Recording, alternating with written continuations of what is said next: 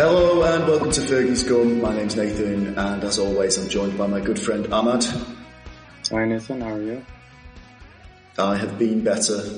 This is the first time that we have recorded so close to the full-time whistle, having just watched the turgid display of Manchester United getting schooled by Brighton at home 3-1, which is becoming a common theme whenever Brighton turn up at Old Trafford these days.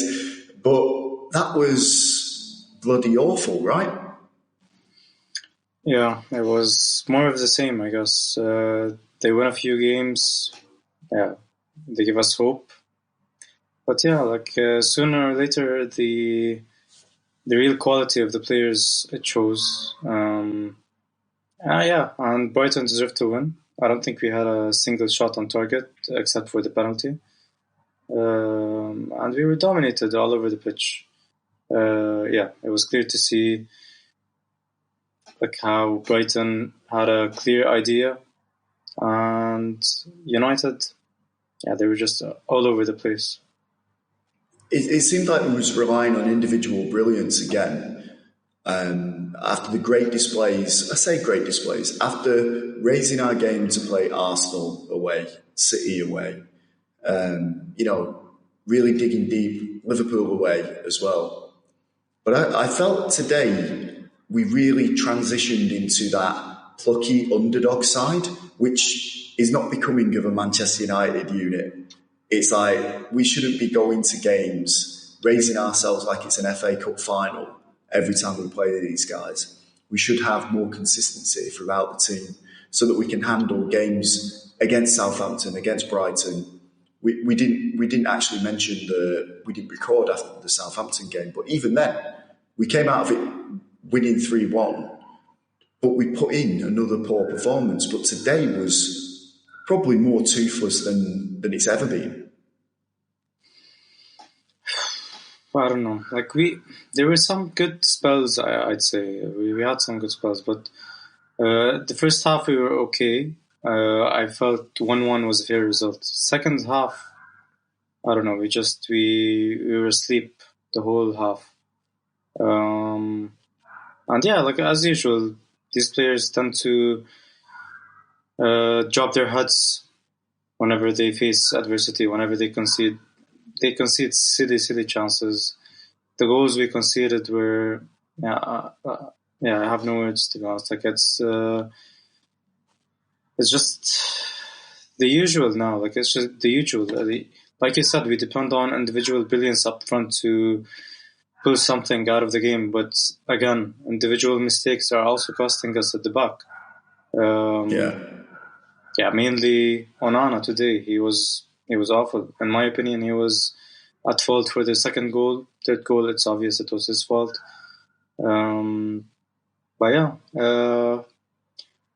You were saying that we had good games against Arsenal, against Liverpool. And then when it comes to Southampton at home, Brighton at home, it seems like our levels drop again. And that's a sign of a small team, to be honest. This is what we see with smaller clubs usually. Exactly, and I think we even said this before the Southampton game. We said this is the big test will be against teams like Southampton, against Brighton, against Rangers that will be coming there on Thursday, which we'll talk about later. But they just don't seem to be able to do it. They're toothless. And I think one of the things that I noticed about Brighton was that all the play acting, the time wasting, the niggly little fouls, the little pushes on like Onana, just getting into our players' heads. We've not got any of that. On the comms that I was watching, I can't remember who was doing the co-commentary, but it was an ex-pro who said, I played at Old Trafford when Brian Robson was playing, and they had a big team of big players around him, and you felt fear when you stepped onto that pitch. He said that transcended into, later days when he was playing against Beckham and Keane and Scholes as well. And this team, you just look at them and you're just like, well, they're just boys. I'll just push them over. I'll get in their heads, and they've got no leaders, and we'll run rampant. And it was the most simplest of plays that was cutting us open every single time. Just little passes, little 1-2 passes, create the space, pass it across the box. Onana causes nervy reactions throughout the entire team. Harry Maguire looked like he'd seen a ghost or a murder. Like there was lots of times when the camera focused in on him, and he was just like, "Oh my god!" And he had another 4 out of 10 game, but then that was probably better than most players that were on the pitch. Just soft boys. And when we drill into it, like individual performances, you can't really say that any of them had a good game today. Not one of them. But individual performances, like Mainu, what's going on? Where are you, kid? Like Ugarte was there, but just they were chasing shadows in midfield. Was he called Balema? Baleba. He just owned that midfield. Yeah. He just owned it. And I'm not looking at digging out individuals here. I think collectively, this is the worst squad of players that we've ever had at United. I guess since the 80s and early 90s, this is a team of players that aren't fit to wear the shirt. And if you could ship 90% of that squad out after that performance today, you wouldn't bat an eyelid. Yeah, for sure. Again, it goes back to physicality. It goes back to the players that we have, the profiles that we have. Ugarte has proven that he can hold his own when it comes to the physical aspect of the game. I think he's been overplayed. He played a lot. He played, I think, 120 against Arsenal. He played most of the game on Thursday, was it? So, and he's been playing a lot. So maybe I'd excuse Ugarte. Kobe, I don't know. He's been on and off for the whole season. He has good games. He has very average games like today. And he does need to work on himself physically because he doesn't seem up to it. Like he doesn't seem mobile enough. He doesn't seem strong enough. Not fast enough. And these are the main 3 things you'd need in a midfielder. Especially when you're playing that system that you'd have to cover ground. You can't just depend on Ugarte to cover up any spaces. And then, it goes through the team. When your midfield is being dispossessed every time, not holding the ball, afraid to just have 2 touches on the ball. Yeah, it felt like they panicked every time they got the ball, and this just expressed throughout the team. Bruno again, very very very below game. Average. Yeah, it was. The only one who, or probably the only 2 who I'd say were not that bad were Ahmad again and Xerxes. I thought Xerxes first half pulled up play. He was actually doing really well. He created chances, like he created space for other players. He took out 3 players on his own, created space for other players. He was okay, but again, not up to the standard. We still need someone who scores goals. I think both of those players, I think Ahmad and Xerxes, you're right, they did play well in the first half, and I thought the pressure that they applied up top was really good. Yeah. But then they faded badly in the second half when basically, Brighton made an adjustment that nullified their effect, and we just couldn't get at them. And we was relying on Maguire hoofing it downfield, Onana hoofing it downfield, De Ligt hoofing it downfield, playing these balls into nowhere and just expecting our boys to run onto it. Garnacho, again,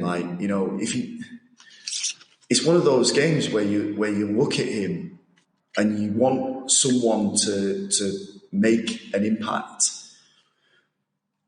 And I think it's unfair to kind of put all of that, for him to shoulder all of the blame and all of the pressure to do that. But he just kept running down cul-de-sacs all the time.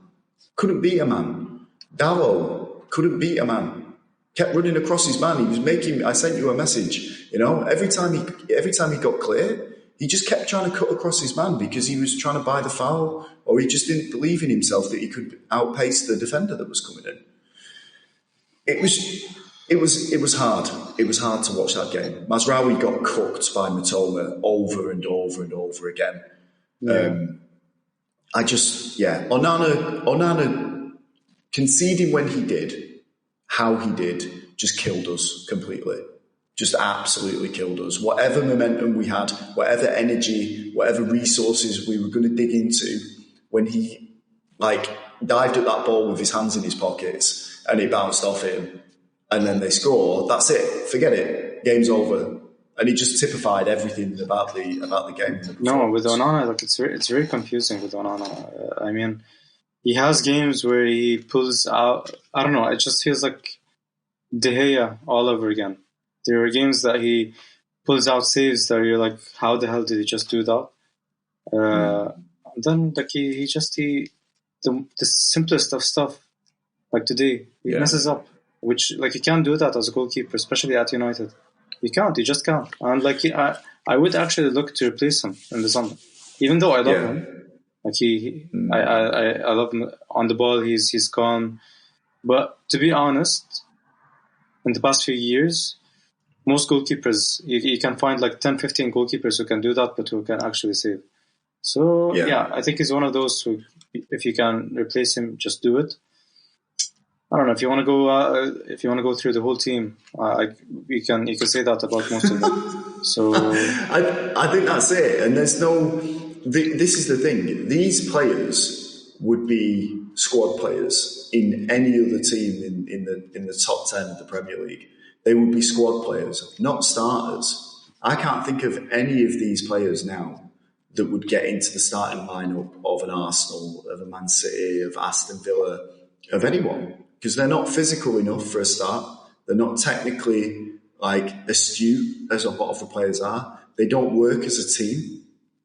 Right? They're individuals just flailing at things. I know it sounds like I'm being super harsh, but this is the reality. This is the reality for Amorim. This is the reality for Ratcliffe. This is the reality when you're looking at a squad of players and you're trying to. We'll talk about transfers later, but you're trying to get players off the wage bill, which has been ruined by the Glazers and mismanagement for so long.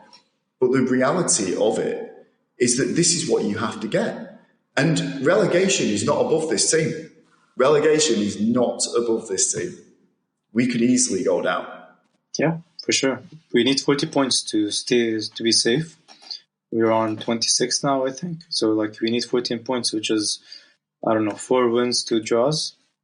Looking at the schedule, I don't see where we got those from. Next league game is a Fulham away. I don't see us winning, to be honest. But that's the thing, when you were saying how the players wouldn't get into other teams because they're not physical enough. But they proved in games against Arsenal. They proved in games against Liverpool that when they're up to it, they actually can be physical. They can actually compete. But why is it when it comes to games like this? Maybe, I don't know. It sounds weird, but I think it's something that has to do with Old Trafford. I don't think they have the legs to cover the ground. Maybe, I don't know, Old Trafford, the pitch, it seems bigger maybe. And they just can't cover the space. I genuinely believe that. I've seen this way too often with these players. For years on. God. Yeah, but if they want to build a new stadium, just make the pitch smaller or whatever. I don't know. That's just do it Anfield. Yeah, I don't know. It's what the big problem is. It's the length of the Old Trafford pitch. That's it. It's certainly what the players' agents will probably say. It's the length of the pitch, and they can't run it. But for me, it's small team mentality. It's when they go into games against Southampton, against Brighton, they're not up for it because they can't find that spark that ignites their enthusiasm or their drive. And we want to win every ball. Brighton made those players look like clowns today. Look like tiny little boys, tiny little clowns, which is terrifying, to be honest. But they made them look like they just didn't know what they were doing. When they was doing all of the theatrics and Van Heck's rolling around, oh man, Onana stood on my foot. Firstly, as a Manchester United fan, I'm like, get up, like get him off the pitch, and you've got many Euro like grabbing at him and Maguire grabbing at him and all this one. And then I'm like, hang on, when was the last time we did something like that? When was the last time one of our players just raked their studs down the back of someone's leg, like during one of these like set pieces? When did we ever see? When was the last time we saw us employing the dark arts and trying to do that stuff that winds the opposition up? And I don't know when it was. I can't even think, and it's probably a good couple of seasons since we've seen any of that. Because these are just soft boys. Since Mourinho, because ever since Solskjaer came in, he's this nice guy with he has this tough streak to him. But I feel like he just ironed that out of the players. But Mourinho, he used to encourage the players to do that. And VAR, I guess, since VAR came in, true. People stopped doing that. I get it. I get it with the VAR, but just it takes something different than just physical attributes on the pitch. You have to be clever when you're playing against teams like this, and you have to think laterally when you're playing against teams that come to Old Trafford. You can't just set up the exact same way every time. You have to have a plan for it, and I'm sure Amorim sets them out with, this is how we're going to play this game. But when they get out there, it's like just unleashing a bag of marbles onto the pitch, because you don't know where they're going to go, you don't know what they're going to do, and then they lose all of their whatever the planning was. I'm sure he's not telling Maguire, launch it forward like a quarterback every time you get it in the back three. He can't be. Play a long ball that's going across the box to Garnacho, who's got absolutely no chance of getting to it. That's not tactics, that's desperation. And it creeps through the team. The longer the game was going on, it was just like, it's just getting worse and worse. And one thing I will say is, at the beginning of the game, we should have said this right at the top, but there was a absolutely fantastic tribute to Dennis Law, King of the Stretford End, before the game, where there was a poem read out about him. And, it was really poignant. He passed away earlier on this week at 85, and he was a fantastic servant for Manchester United, played for Man City. Doesn't stop Manchester United fans from loving him. Amazing player.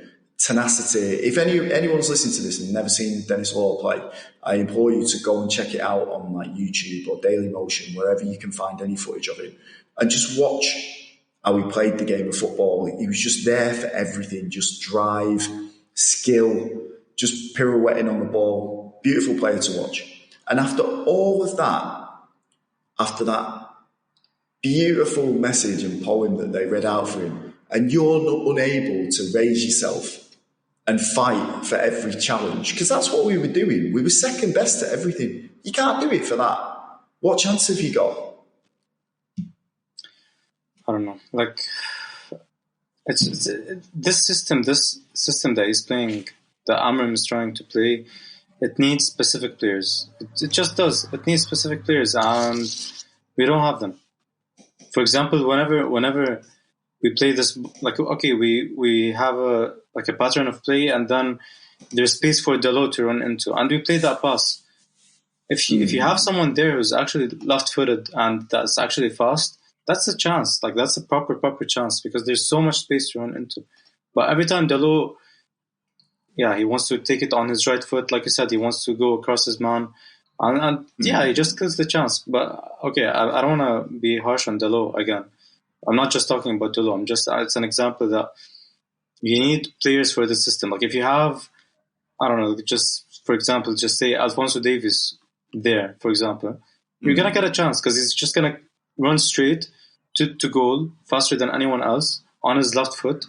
There's a chance. That's what I'm saying. And it goes through the whole team, the striker as well, the midfielders as well. I don't know. I think part of the reason we had those reports a few weeks back that we would listen to offers for Kobe is because probably we love him and everything, but for this system, he's not ideal. If you can get 100 million, 150 million, they're going to consider it. Whether we like it or not, they're going to consider it. Because with that money, they can get someone who's actually tailor-made for that role. So, and it goes, yeah, like I said, goes out throughout the whole team. We have those 10 players who I'd say Amorim feels that he can actually depend on them, and they proved that in games against City, Arsenal, Liverpool, or whatever. But he can't keep on playing them because they're gonna get overplayed. They're gonna play every three days, and yeah, they don't have the physical attributes to deal with that. So again, it goes back to the squad we have, and we have, I don't know, like 14 days left for the January transfer window, and we're waiting.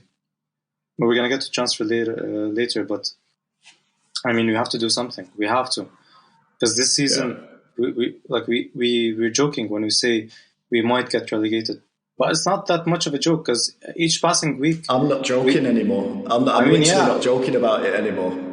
Yeah, it's genuinely possible. I think like it's either us or Spurs. One of us is gonna go down because we're both as bad, to be honest. But yeah, like I mean, we have to do something. We have to, even if it's one player that just lifts up the spirit in the team, because that usually happens. You get that one player, and yeah, like everything changes somehow. You have to try, but you can't just depend on those players. We've seen they're not good enough. It's not their fault. They're just not good enough. They just don't have it. You know, like they literally don't have it. And yeah, I don't know. Like it's a mess. I mean, this season is a write-off. I just hope we can do something in the Europa League. And like I said, it's a write-off. I'm not gonna go into Amorim or anything.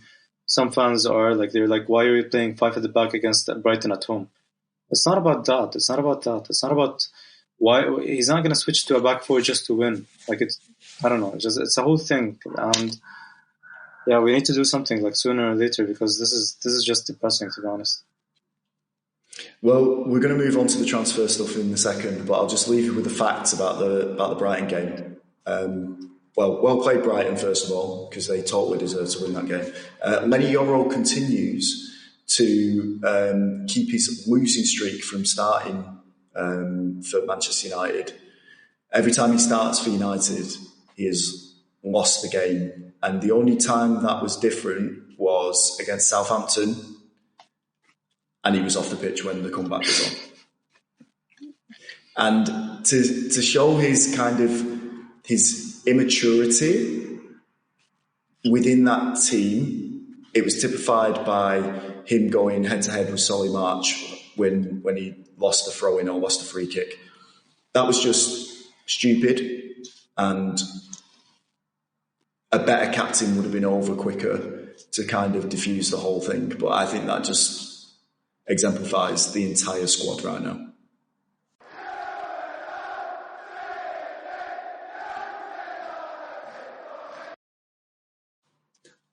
Obviously, after a terrible performance like we just put in against Brighton, eyes turn to the rest of the January transfer window with recruitments in, or recruits desperate to come in. Or we're desperate for recruitment, let's say it that way. I don't think anyone's desperate to come to Manchester United right now.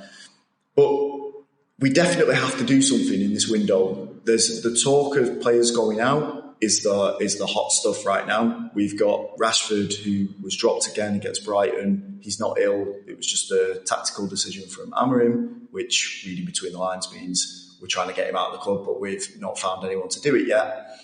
Then we've got Anthony going to Real Betis. Again, he came on and was completely ineffectual. I think he actually got in the way of a shot that was going on target. I think that was his contribution to the game. He made a stunning contribution against Southampton the other night where from a tapping position, he managed to pass it back to the goalkeeper, which is, I mean, that is a skill in itself, let's say that. So I think Real Betis took one look at that and thought, yeah, we fancy that. Bring him in. So it looks like he's off there as well. And then, who was the other players? Who else have I got written down here? Oh, Malacia's been told that he can leave. He's been told he can leave this window, which is unsurprising. We've talked about this over the last few weeks, about him just not being able to hold down a position. Like Luke Shaw, I think, was mentioned as possibly being back soon. So they're definitely looking at a left-back. So with that in mind, the left back that has been linked recently is Ait Nouri, which would be a a great signing, right? Yeah, I mean, I don't want to be negative, but I don't see it happening. It's too good to be true, to be honest. But I can't see any players coming in. This is just a section I'm trying to fill it up with names, trying to link them to Manchester United. No, honestly, no. Ait Nouri would be perfect for the system because attacking-wise, he's one of the best in the league. He's just perfect for that left wing back role. And yeah, it's either him or Kirkas. I think we've talked about this before. Again, Kirkas scored last night against Newcastle. So the only reason I don't see the only reason Ait Nouri wouldn't come in is that United would be looking at someone for the summer, and it's not Ait Nouri. Because I can see someone like Kirkas fitting the system more, but he's not available now. But you have to bring in someone. Like they were looking at Nuno Mendes, and now it looks like he's gonna sign a new deal with PSG.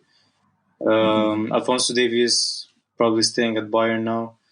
So like the market is getting smaller and smaller. So you have to do something. You can't just wait. Malacia, he has to go, I guess. Like he came on against Arsenal, and I think that was the first time we've seen him in a long time.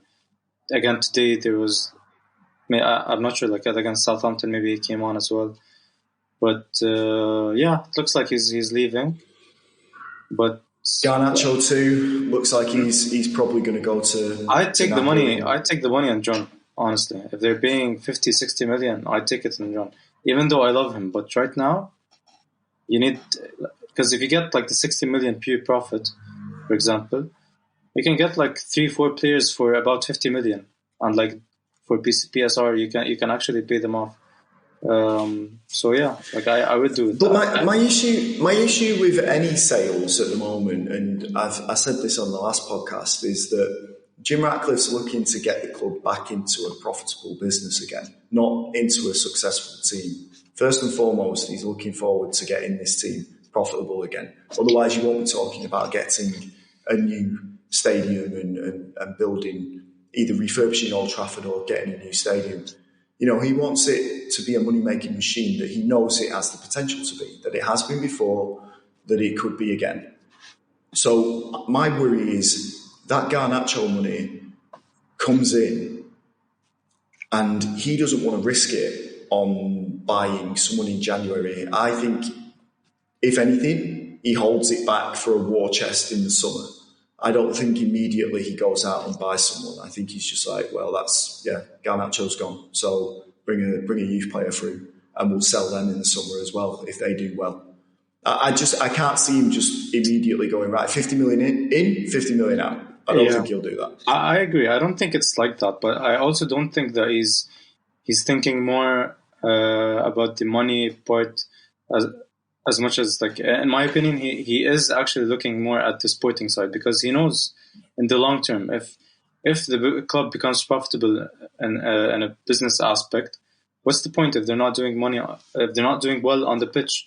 Because they're going to lose their sponsors if this goes on for much longer.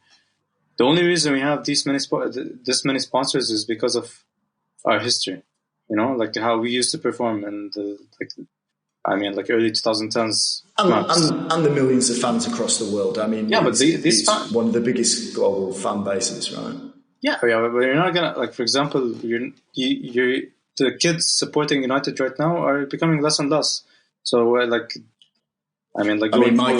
kids won't even wear a United top. Yeah, that's what I mean. They wouldn't even sit with me to watch the Brighton game. So, and they're from Manchester, getting angry at the TV again. Yeah, well, I mean, they were born in Dubai, two of them, and one was born in Bath. So, yeah, they're as far away from Manchester as you could possibly get. But still, you're right. I do see more kids wearing Liverpool shirts and Man City shirts, and it will always change. It will definitely change. You're right. But I just don't. It's a trust thing. I don't trust billionaires because I think eventually money corrupts them, or it already has, and that's why they're billionaires. So for me, 50 million for Garnacho and then not spending it is worse than Garnacho staying at Man United and stinking the place out for a season. So I'd rather just keep him But anyway, we've gone slightly off topic with regards to the transfers. One of the ones that I had written down from the other day was Douglas Luiz, but it looks like Man City might be sneaking in to get him on loan from Juventus. Because you mentioned him to me, you said he would have been a good signing, but do you think he would in this team? Do you think he'd be able to elevate this squad? Yeah. I think he's ever since he was at Villa. When I used to watch him the past 2-3 seasons, he's been one of those players that he reminds me of Bruno Guimaraes. I mean, he's not as good because Bruno Guimaraes he's so good. But Douglas Luiz was actually really, really good. He was physical. He was aggressive. He's very aggressive, and he was very good technically. He can keep the ball. He can keep the ball under pressure. He has this pass in him. He's a player who would actually do well, in my opinion. He would do well alongside Ugarte.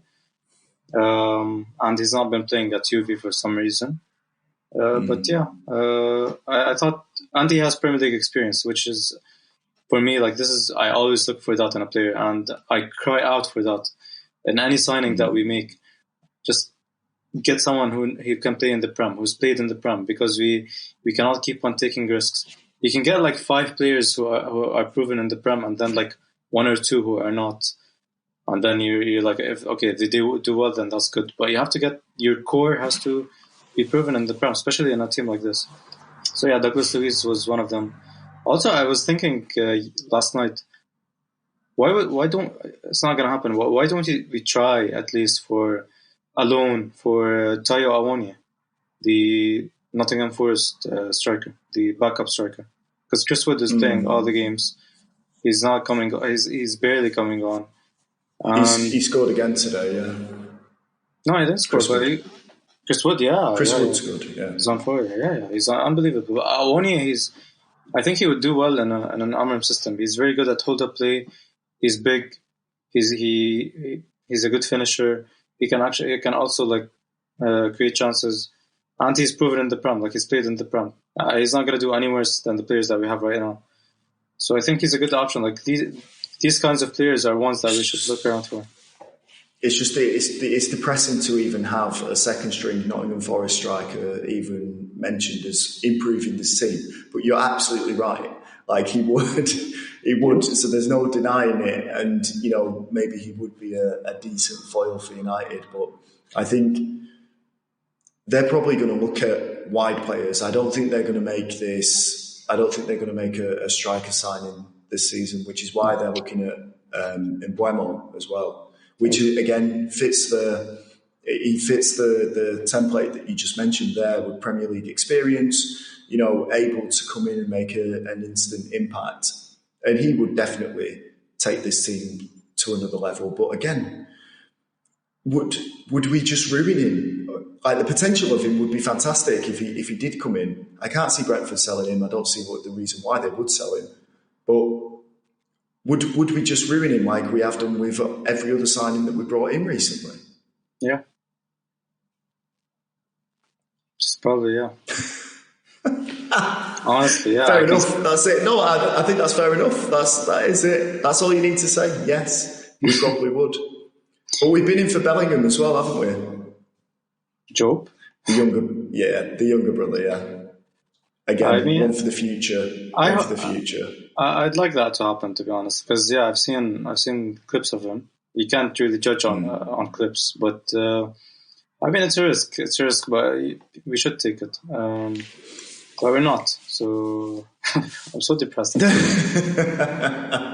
think whatever happens, I think we're in agreement that something needs to happen with this squad in this transfer window, with outgoings, Rashford, Anthony. Remember, these players that we're talking about, these ones that we've been talking about, they're going to leave. We've been talking about this for maybe 6-7 weeks, and we still not managed to shift them on. A Casemiro, we still haven't managed to shift him on. He didn't get on the pitch again today. Rashford, he's been talked about leaving since he gave that interview. Still haven't managed to do it. Anthony, maybe it's closing in, maybe it won't. Maybe it's going to go to the end of the transfer window. Who knows? But we're unable to get rid of these players right now. We're unable to take them off the books. And until that happens, we just won't be signing anyone. And this squad, there is a reality where this squad sees out the end of the season as they are right now. Yeah, that's fine. It's depressing. Like it's not fine. There's nothing that, like I told you, this season is a write-off. So if that's the case, that we, for example, if we get money for Garnacho and that we, like you said, we hold it off for the summer, I'm okay with that, as long as we actually do something in the summer. Because this summer is going to be the most, we say that every summer, but this summer is actually going to be the most important. But I think the only positive that we can take out of this game, the loss that we had today, was that the board shouldn't think that, okay, we've turned the corner from after the results against Liverpool and Arsenal, and maybe we can do something with the players that we have. It's very obvious that we can't. Even against Southampton and tonight, there's nothing that's gonna clear that up for you more than this. You have to do something. You have to get someone in. Personally, I hate loans. I don't see the point unless you're getting someone with an obligation to buy. But I don't get why is it so tough to buy someone. Like, okay, you go to Brentford, you pay the money that they're asking for Boehme. Everyone has a price. If you sell Garnacho, just go and do that. Yeah, but I don't know. Like, it's just City have I don't know. They've already spent more than 150 so far. So how does that make sense? Like, how does that make sense? I don't know. It would have been nice or poetic if it was 115 million that they spent, but yeah. But they did. They play by their own rules, whereas we're stuck with penny pinching Jim.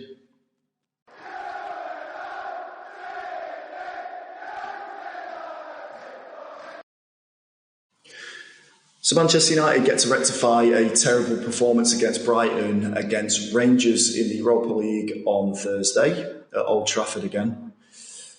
Do you see any changes? Do you think we'll be any better against a team that we've already beaten in pre-season? I don't know. We struggled against Southampton, which are arguably the worst team to ever play in the Premier League. So against Rangers, they're doing well. In the Europa League, in the league, I think they're not. I think they're second. I think Celtic are way ahead of them. Yeah, but I think they gave Spurs a tough game when they played in the Europa League. So yeah, I can see them getting a draw at least. I think the interesting thing, or what we've seen today, is like from Brighton and the other day from Southampton, is teams aren't scared to come to Old Trafford. Like, there's no fear factor there anymore. And Rangers will be looking at that game today and be like, yeah, we can do that. All we've got to do is just try, like, get our foot in, be first to every ball, and they could cause some serious problems. I think when we turn it back and just look at what Amorim has to do, or what the team has to do, it's very basic. It's very basic what he has to do. We're not talking about like the clever, like the footage that was doing the rounds on like social media recently.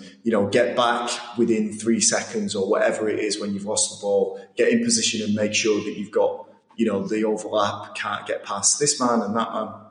I don't think it's that technical. I think literally all he has to do with this team is just drill them on being first to every ball, first to every single ball. And no matter what, at whatever cost, like, you get in there and you get that ball. Because if you do that bit and you're competing, then that can drive through the team. That can raise the crowd. Whenever you put a strong tackling on any player at Old Trafford and you win the ball cleanly, not like you're not trying to fly and kick his head off. But if you like win the ball, tough challenge, crowd's going to get behind you, and that can flow through the team. But today we were so passive. We didn't look to get into them like we should have done, apart from Ugarte, because that's all he knows. But that's what he needs to be drilling into them.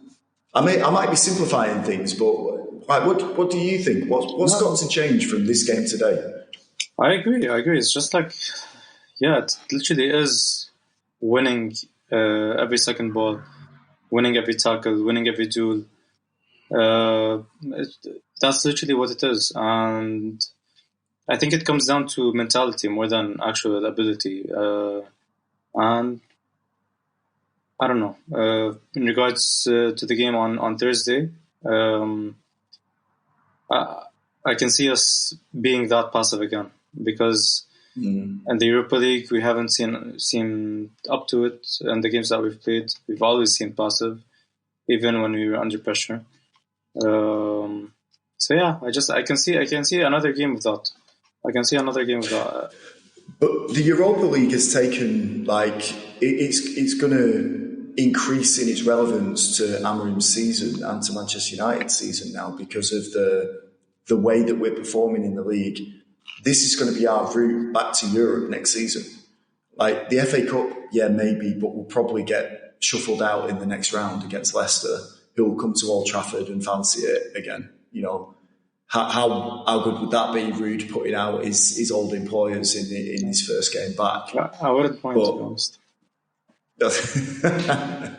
We do love Rude. But I mean, seeing Jamie Vardy put it up our fans would be quite hard to take. But you can see it happening. But with the Europa League, I think that's going to be the KPI. You know, that's going to be the thing that he is basing, or Radcliffe and all the other guys, all the people above Amorim, they're going to be basing this Europa League as this is our big competition.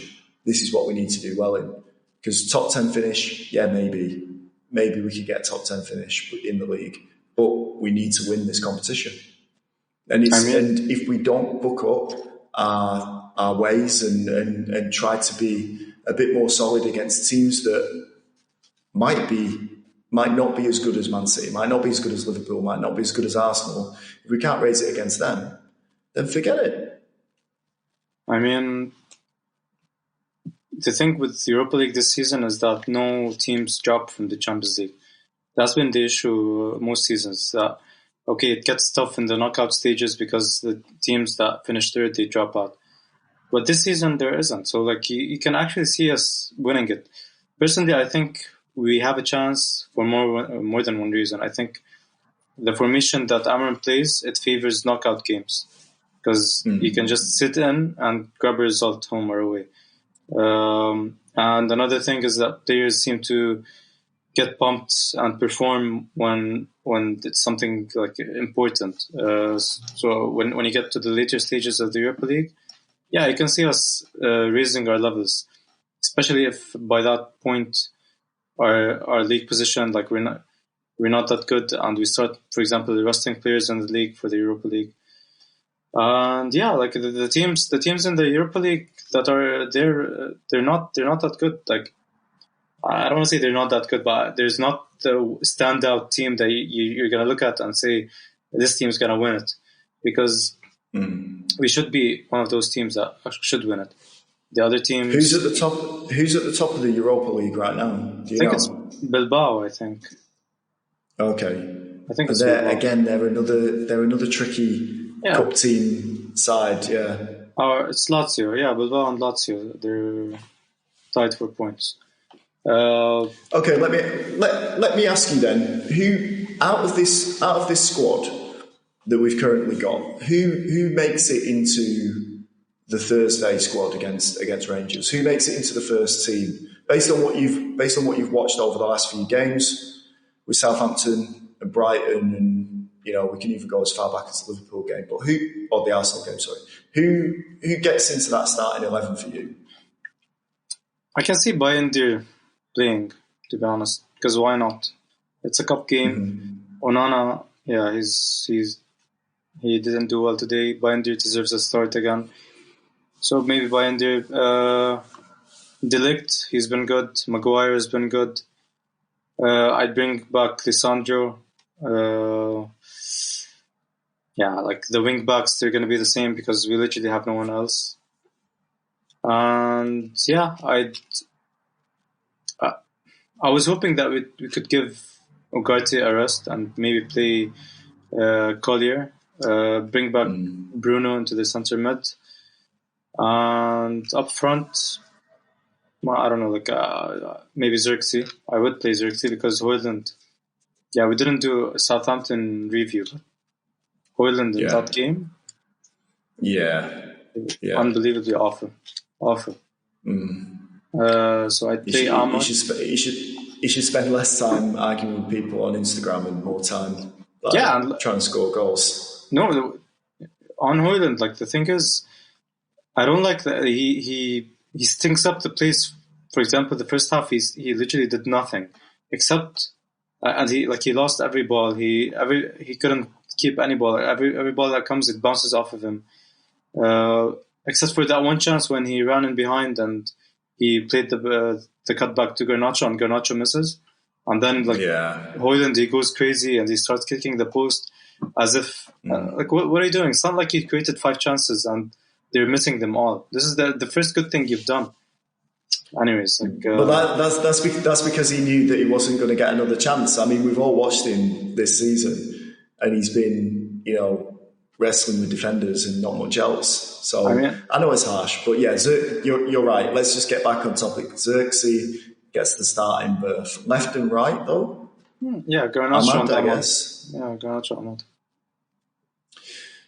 See, Garnacho definitely, I feel like he has to start if he's not already in a Napoli shirt by that point. But I don't feel like this system suits him at all. I think he has the energy to get back and he has the energy to get up and down the pitch, but he's missing a trick or two, I feel. And he ends up snatching at shots. I don't know if that's because he's only getting on the pitch for 20 minutes at a time these days, but he's constantly snatching at shots. There doesn't seem to be that composure that was there a couple of seasons ago. And maybe his head's been turned, but we're having to play them anyway because we haven't got any other alternatives. But I think the midfield, I would play Ugarte and Bruno. I think Mainu, past couple of games, hasn't been great, and I think he just needs a rest. I might even consider an Eriksen in there if it's a case of putting him in the shop window. He's gonna get thrown over so easily because Rangers, they're not that big of a team, but the one thing that they are is that they're physical.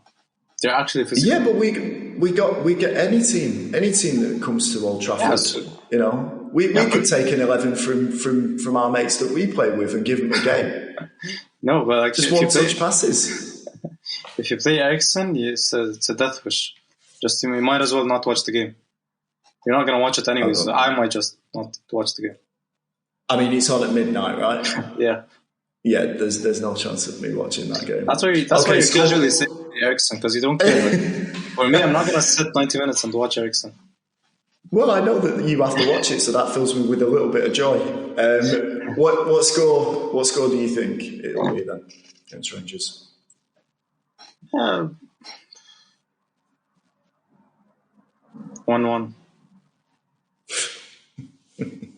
Yeah. I think you're probably right. I think it'll be. I'm going to try and just be optimistic, and I think this is the only optimistic time I'll be on the podcast. And I'm going to say we'll win 2-0. I'll say that they'll have a firework placed in their derrieres, and they will be told to get out there and actually put on a show for the Old Trafford crowd, because those paying fans, come on, man. Come on. They were being cheered and waved out of the stadium by Brighton. Brighton, who don't have a massive fan base, but made so much noise in there, it was embarrassing for Old Trafford. So, yeah, I'm going to say, optimistically, we'll turn a corner in the Europa League and just at least give the fans something to cheer about.